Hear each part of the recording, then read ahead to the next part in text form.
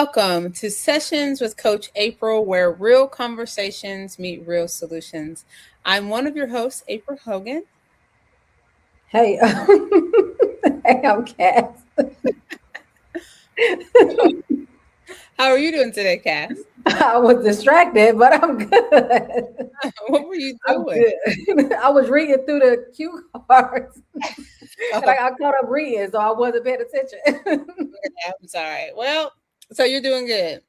I'm doing great. You know what? It's a beautiful new year, and life is beautiful right now. I have no complaints at all, which is rare for me. So, how are you doing? I could probably think of a few complaints, but nobody would care, so I'll keep it to I myself. can't. I know you do. I know. But no, it's good on my side. So, while we're talking about in the new year, we are actually going to do a recap of 2025 today. So, we're going to talk about the wins, the lessons, and yes, the shenanigans. Yes.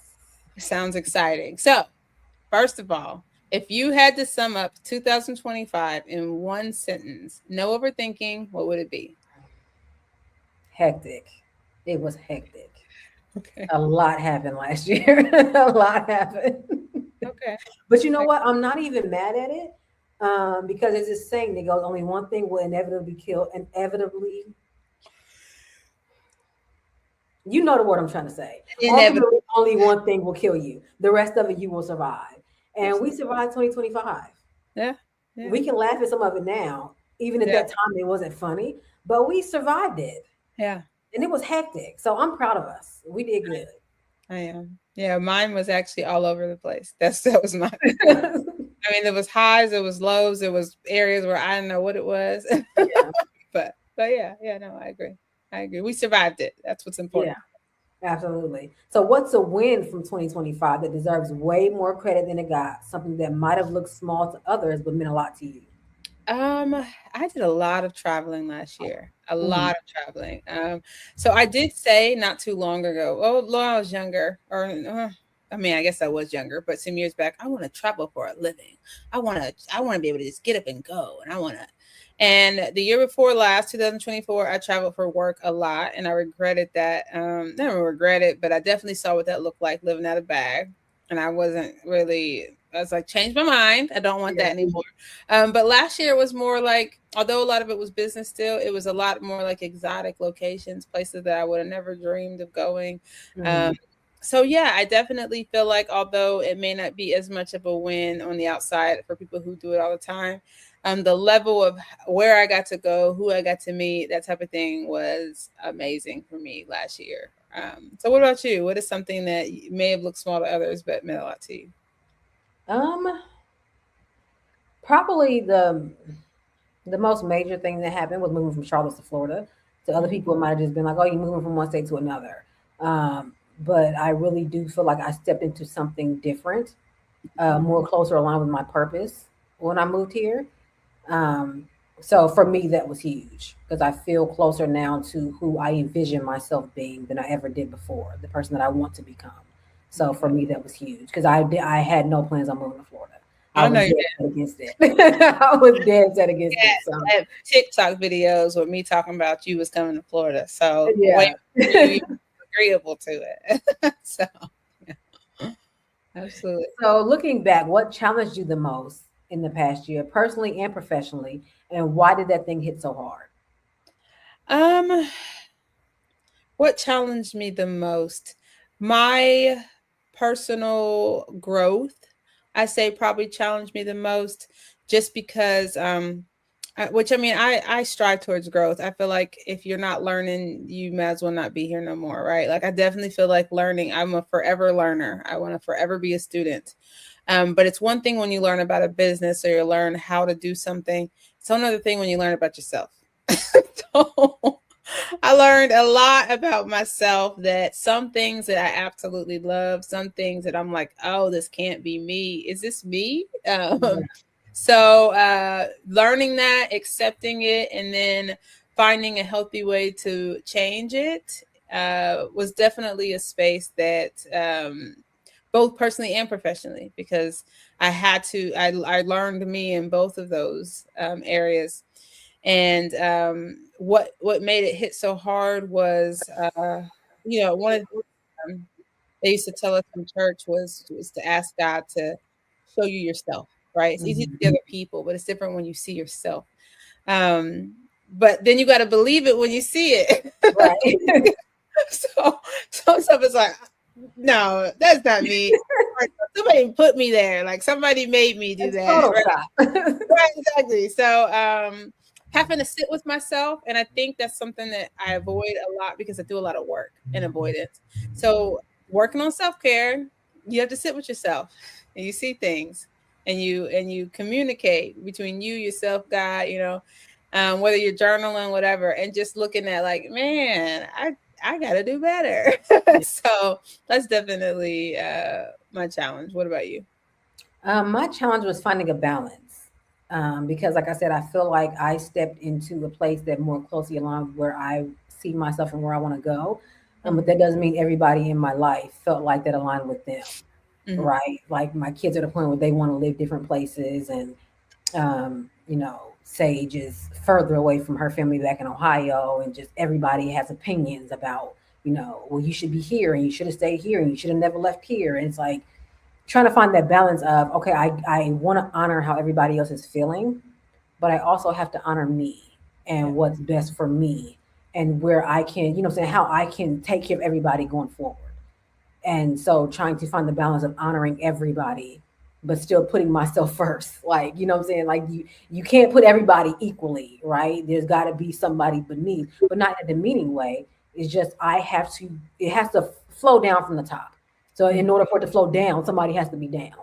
So Yeah. it's still honoring everybody, but also realizing that, hey, I have to, as the person in charge and calling the shots, or just even the person who, this is my life, I have to honor myself first. So Absolutely. yeah, that Absolutely. was that. Okay, so what's one decision you're proud of specifically because it was uncomfortable? And where did you finally realize I can't keep doing it this way? Getting out of my comfort zone has been very uncomfortable, um, not just physically, but emotionally and mentally. Because I'm a person, I don't like to ask for help. I assume people are not going to want to help. I always assume the worst. I talk to my daughter about this all the time because she does it. And I notice that when people that I know do it, I'm quick to defend them and go, no, that wasn't the intent. No, that's not what they meant. That's not who they are. And I'll, uplift them, and try and get people to see the good in them and see that they have good intentions and they love you and they're caring and they're good people. Mhm. But when it comes to myself, I don't do that. So that's been the most challenging thing that I'm very proud of myself for, is trying to step out of that comfort zone of like assuming that nobody's going to want to, assuming the worst, assuming that things are just not going to work out. And it's a foreign feeling, but it's one that I'm trying to get comfortable in, is like having the audacity to believe the positive, the Mm. what if, the why not me. You know what Yeah. I'm saying? Like, and walking in that and living that, even when the chips are looking like, girl, that's not gonna happen. But still Yeah. having the delusion and the audacity to be like, yes, it will. Because Yeah. why shouldn't it? I deserve it. So I yeah. I love that. I love that. I would say mine is understanding that um, I have to be okay sitting with me. And I hate keep taking it back personal. Business is so I've always been so driven. There's never been a space in my life where I was embarrassed to fail. I will try anything and everything and not care. So I've never been one who's like, "Oh, she's afraid to step out." I'm stepping my ass out there. And if it Right. works, cool. If it doesn't, doesn't. So my area is personal. Like a lot of times I work so much, and I've said this before, is because I don't want to sit. I don't want to sit in my space, right? Like, and I'm an introverted, so I love being by myself. But generally, when I'm by myself, I'm working, right?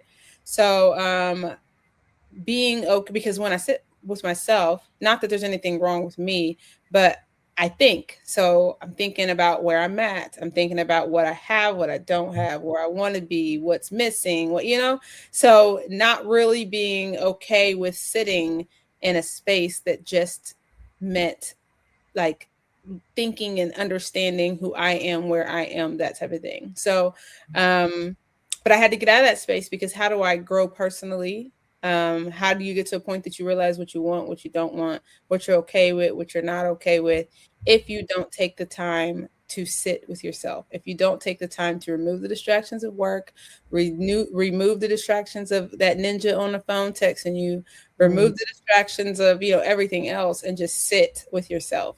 Whether it's sitting and watching a show, whether it's sitting listening to lo-fi music, whatever that looks like, just taking some time to sit and figure out how I feel, why I feel that way, where I'm at, emotionally, physically, which because if you're generally the person I call when I'm having my breakdowns, those are generally deprived not out of something physically happened that moment. It's because like I haven't took the time to sit with myself. When I sit with myself, I realize like, man, you're not okay right now. You know what I'm right. saying? But I didn't realize I wasn't okay because I distracted myself with work. So the more I sit with myself, the more the less I have those times, because I can address what's wrong with me right away, as opposed to allowing myself to kind of go into a space because I've been filled with all these distractions. So yeah. Yeah. And I will say that's one thing I love about the difference in dynamics of our friendship is Mhm. whereas you don't sit with yourself because a lot of times you're so distracted with work. I sit with myself so much that sometimes, and I guess it's because of my interest in shadow work and things like that. But I sit with myself sometimes so much I be forgetting to call other people. Like I just be so in my head having conversations with me that it's like I ain't talking to so and so in like 3 weeks or you know what I'm saying a month or so, and I have to bring myself back out to deal with other people because I'm so comfortable just being on my own in Mhm. quiet, like not just tuning everybody else out and just figuring out me that I forget about everybody else. So Yeah. Yeah, no, I get that. I get that. I wish I could tune everything. I'm joking. So, growth has a funny way of showing up through pressure and pivots. We're going to take a quick break. And when we come back, we're getting into the messy middle, the moments that were chaotic, humbling, and now kind of funny. We'll see you in a moment. The industry's biggest problem: payment limits, restrictions, and shutdowns from the most used payment systems. Another payout blocked, another transaction frozen, another account restricted, another delay costing you time and money. The game seems to be rigged against you. But what if there was another way? Introducing Pandora Pay, the secure, instant, and limitless payout solution built with you in mind. No daily limits, no frozen accounts, no waiting ever. Pandora Pay. Power up your profits.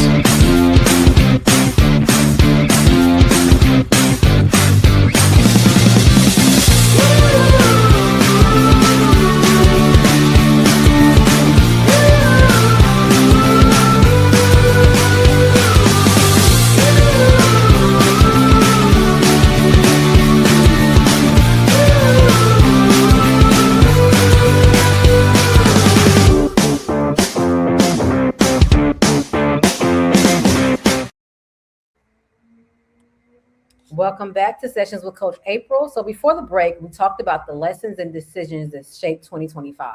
So now it's time for the controlled chaos, the shenanigans section. All right. So, what's a moment in 2025 that you can laugh about now, but absolutely could not laugh about at the time? So I said I'm tethered to people who kind of piss me off. Um, it I'm gonna just say it because I mean people are people. So my ex had reached out to me, and we wrote a book together. We called it a book together. How long ago has that been? It's Like been 2, 3 years years. ago. You were in Alabama when we did that book. Yeah, it was in 2022. Yeah. So like 4 years ago, almost now, we wrote a book, and I talked about my divorce in that book. And I was fresh off a divorce, and it was about healing. And apparently, he just now got around to either reading it or hearing about it, but had the audacity to call me and accuse me of pretty much like not caring about him and how people will perceive him because I wrote about him in the book. And I guess somebody brought it to his attention. So in my mind, I'm like, that was so long ago. You mean to tell me you just now reading my book and supporting me, you funky bastard? Like, but at the same time, it triggered me because again, and the way I explained it to him is I advocate for you as a great father.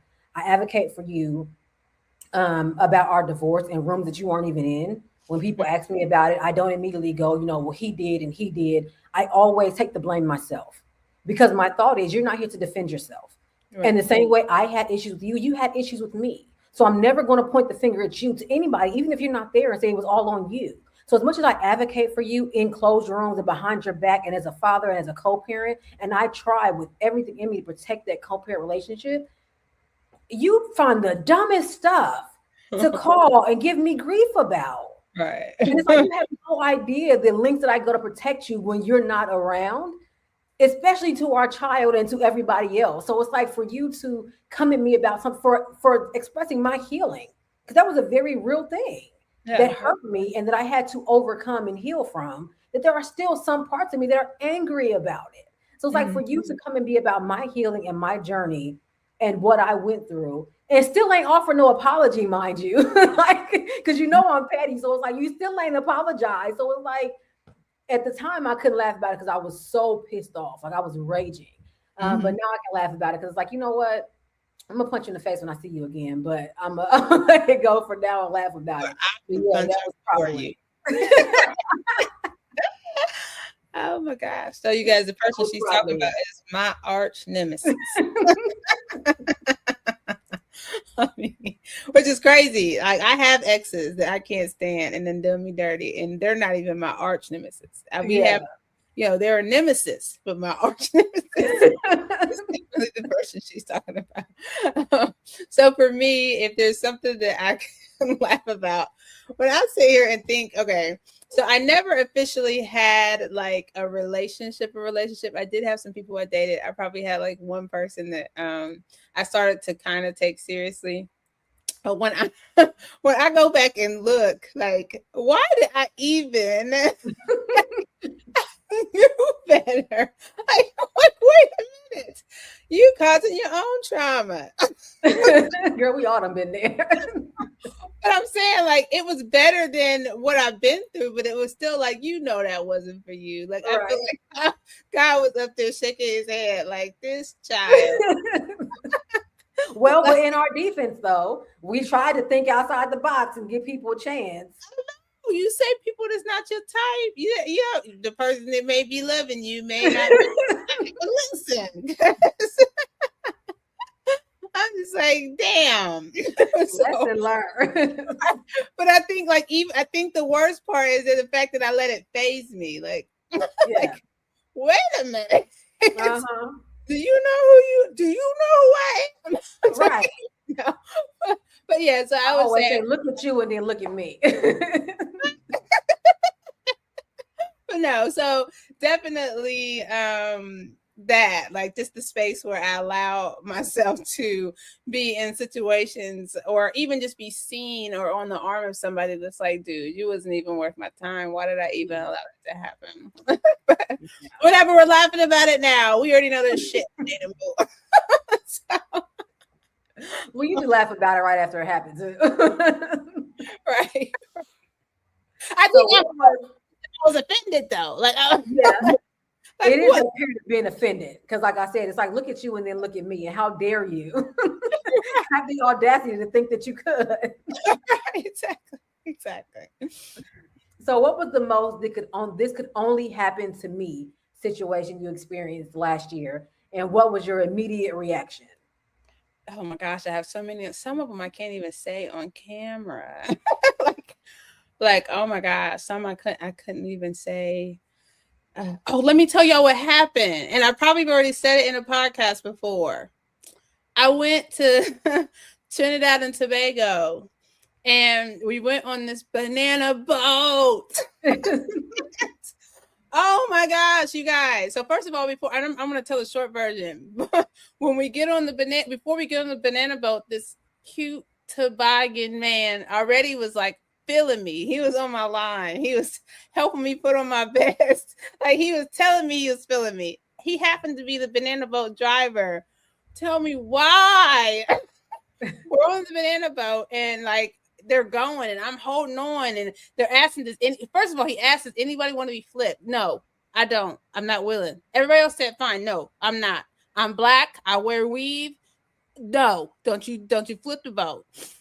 All right, we going. I'm keeping on. When I tell you, when he finally gave that look and said he's gonna go, and he went and he flipped the damn banana boat. When I tell you, I knew my wig came off. Hold on 1 second, because I think somebody just walked in the front door. Hold on. so I'm gonna keep on telling my story, but I'm trying to decide, do I actually like come out of under the water under the banana boat, or do I like just go ahead and just die? Right? Like my wig fell off. I knew it fell off. I'm under the banana boat. I'm trying to decide if it's worth drowning or going ahead and getting coming out with my wig off. That is something that would only happen to me. Oh my gosh, the most embarrassing thing that I ever went through. On top of the fact, let me just say this. We were recording a reality show. So they were recording us on the banana boat. So I not only my wig came off on recording in front of the guy, I had to go grab my wig. I had to go back and he had to help me back on the boat with my tangled up wig and get back on it. That is definitely something. That's my luck. That's the type of shit that only happens to me, is that type of stuff. So what about you? What is something, a situation that this could only happen to you, and what was your immediate reaction? Well, it's not as entertaining as losing my wig. Although I did lose my hat when we went to Cancun in the ocean, and I was pissed about it because I paid a freaking 90 pesos. Was it 90? No, it was 900. It was 900 pesos for that freaking hat. And 900 is a big number. So even though it was only like $60 US, 900 is a big number in Mexico. But it just blew off my head. Thankfully, my wig didn't fly off with it. Because if that wig would have flew off, I'd jump right in the ocean behind it. You would have got to leave me at sea like Jack from Titanic. Because ain't no way I would have got back on that boat with no wig. I don't see how you did it. I would have been done. Bro, my wig was acceptable. I just had to go get it. I've been too embarrassed, and I can't even swim. I just died immediately. I almost did. I was trying to make a decision. Should I stay under the boat and drown, or should I pop up? I definitely would have died. And girl, you know I had to look. I'm yelling. I'm gonna tell my own story, so right. I'm gonna tell what happened. So. I mean, my thing is probably after I first moved here, I mean, I was already going through the emotional ups and downs of leaving Charlotte and, you know what I'm saying, my job there and moving here and trying to get things in order when I moved here. And then sure enough, because for some reason, I'm the queen of car trouble. Like every time I turn around, there's something wrong with a freaking car. And then no sooner I moved here, it wasn't even like a month in that my car got totaled in an accident. I literally still have the bruise on my leg. I still have the bruise and discoloration on my leg from when my leg got cut open when the thing up under the wheel like jammed into my leg. So yeah, that was probably the most this could only happen to me situation. Was that more car trouble. Yeah. Wait, you said what? I said she can't drive, y'all. I can drive. I'd drive amazing if I was a race car driver. Probably only that. So let's be real. What was a very clear I need a minute moment in 2025? Hands down, that moment was when my friend Tony passed. And it just happened in December, as a matter of fact. So it was just last month that he passed. And I think the reason why it hit me so hard, not only because he was my friend, right? Because I've had people that I went to school with who were my age who passed away. But Tony was just one of those genuine, nice people. Everybody loved him. He was a great father, a present father, and we love Black fathers. He was just, checking to see how I was doing, even though he always accused me of moving to Florida, turned into a white woman. But we just had that like joking, loving relationship. But he had just turned 40 and he had been on dialysis and been having issues with trying to get the kidney transplant. And then he ended up having a heart attack while he was driving. And that it's been a while since somebody in very close proximity to me passed away. And it wasn't expected, right? Because, I've had aunts who were like very old or like, things like that. But for somebody that young and just like such a sweet person who's just like, goodness, why him? I mean, I know people die every day, but it was just like, why him? And so that was probably I need a minute. I haven't grieved that transparently in a long time. to the Mhm. point where I ended up calling my sister and I just broke down. And even she was like, I've never heard you grieve like that before. Because I tend to hold things in. I try and be strong for everybody else and I hold things in. And it just got to a point where I just could not hold it in. Even things that I went through personally. When it comes to my kids, I don't break down in front of my kids. I Yeah. wait till they go to bed. I wait till I'm in the shower, in the bathtub. That's where I cry. Then I come back out with my game face on. Yeah. I found myself just like sitting in the car. But it was because of the nature of our relationship. Like there would be times where I would post something and he'd immediately text me and say something funny. Or he just randomly throughout the day be like, I know you're at a clan meeting because he always called me like the head of the clan down here. And Mhm. just those jokes that just were no longer coming and that camaraderie that was no longer happening.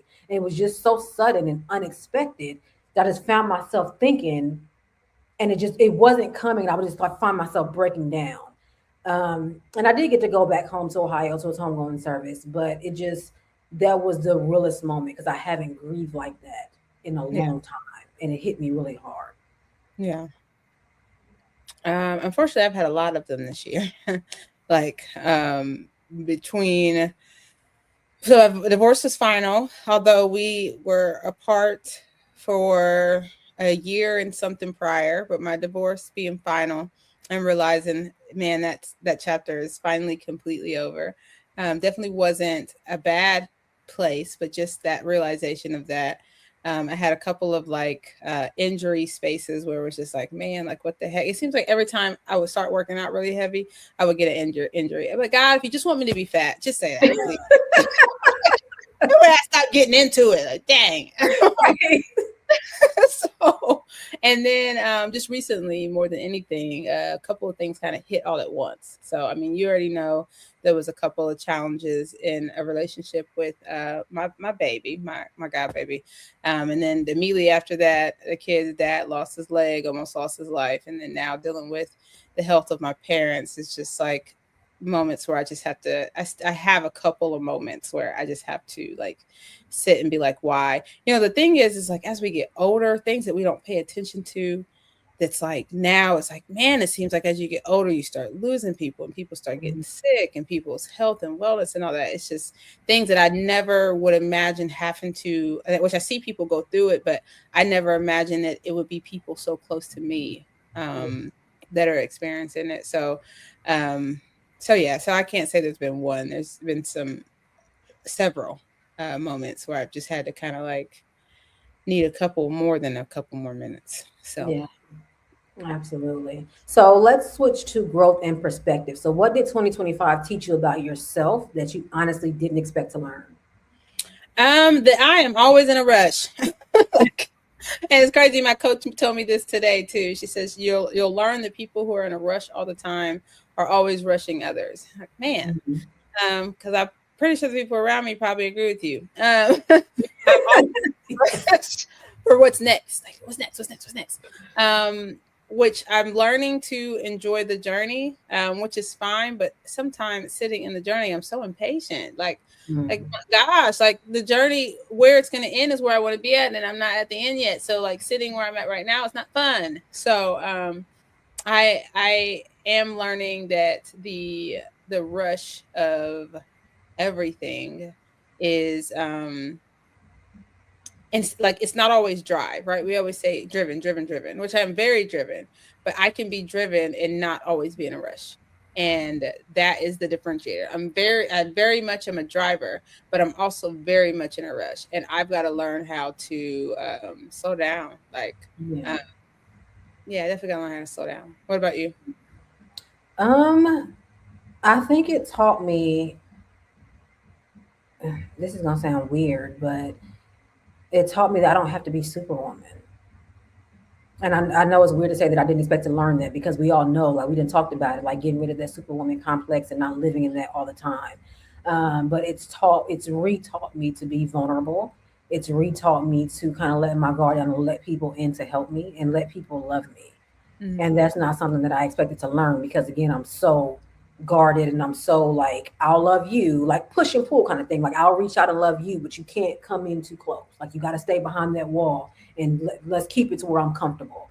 And so it kind of not only taught me, but it kind of forced me to kind of open that gate a little bit and show people really who I am and be okay being like, I'll let you come in and help and I'll let you come in and love me.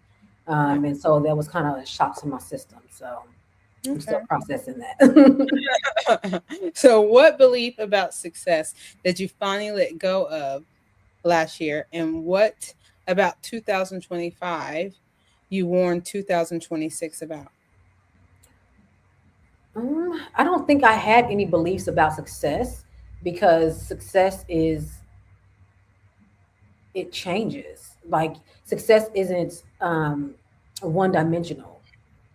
Success can be a lot of things. Success can be taking the time to rest. That can mean you've been a success.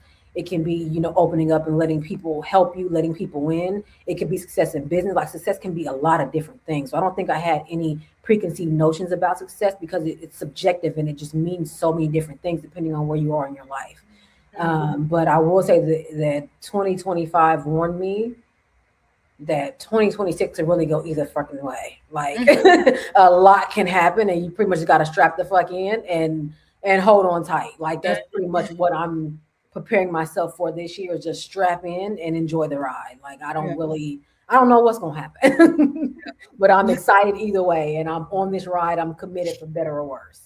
Absolutely. What I would say 2025 taught me is that I'm already successful.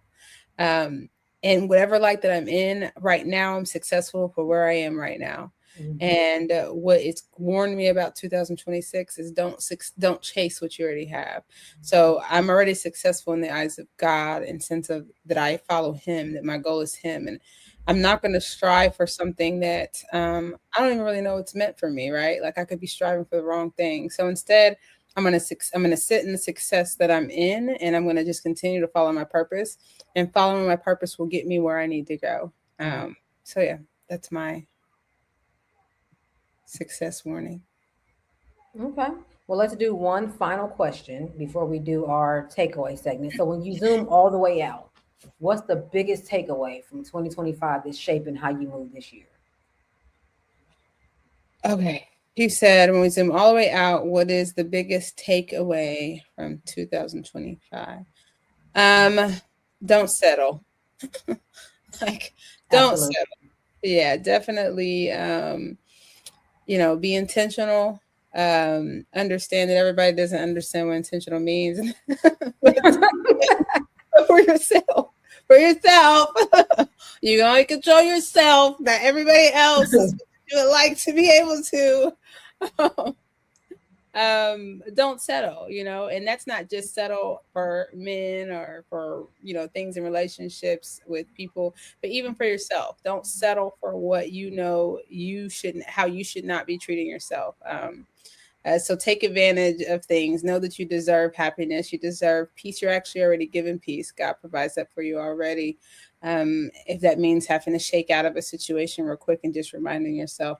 So don't settle for unhappiness. Don't settle for being angry. Don't settle for being depressed. Don't settle for people treating you away. Don't settle for caring about what other people think.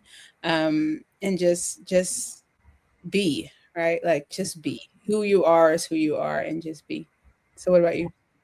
So one of my favorite Cat Williams specials, he talks about like you got to be in tune with your star player, right? And your star player is yourself. That's probably my biggest takeaway is you have to be so in tune with yourself before anything else. Like it's a lot of people talk about, I have discernment and I'm always right and this, that, and the other. And I get it. To a certain degree, we all think we have that level of discernment, but you really do have to be so locked in with yourself because all you need is that one moment of hesitation of doubt to slip in or somebody else to influence you and you can miss an opportunity, miss a blessing. You have to be so concrete and like 10 toes down in tune with yourself that nothing can sway you. And that's not easy to do. Right. A lot of people, like you said, don't sit with themselves. They run from themselves. They don't really know their own voice. But yeah, you have to know your own voice because if you can't trust and I always say this, people think that I'm crazy, but if you don't learn to trust your own voice, you'll never be able to trust God's voice. Right. Because you won't have faith in where it's coming from. You'll always be swayed by what somebody else says. Yeah. You have to be in tune with yourself. Above now, all. make sure you ain't got no lying voice, though. That's true. That's true. That's true. That's absolutely true. All right. So we have some final lines that we're going to leave you with today. Mine is every year doesn't need to be perfect to be powerful. And mine is growth doesn't erase the year. It refines how you carry it forward. Sometimes the lesson was surviving.